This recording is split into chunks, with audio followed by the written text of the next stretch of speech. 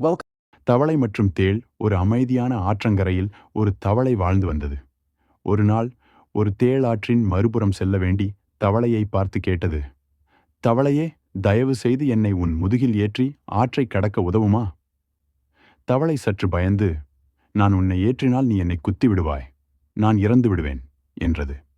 தேள் பதிலளித்தது, அப்படிச் செய்தால் நானும் ஆற்றில் மூழ்கி இறந்து விடுவேன். நம்பு, நான் அப்படிச் செய்ய மாட்டேன். தவளை நம்பி தேளை முதுகில் ஏற்றிக்கொண்டு நீந்தத் தொடங்கியது. ஆனால் நடுவில் சென்றபோது தேள் திடீரென அதை குத்தியது. தவளை வலி கொண்டு, நீ இதை ஏன் செய்தாய்? இப்போது நாமிருவரும் இறந்து விடுவோம் என்று கேட்டது.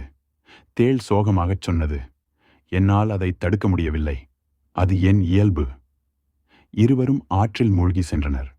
கதையின் நெறி, மாறல்: மாற்ற முடியாத குணம் நாசத்துக்கே வழிவகுக்கும், அல்லது தீய குணம் நாசம்தான் தரும்.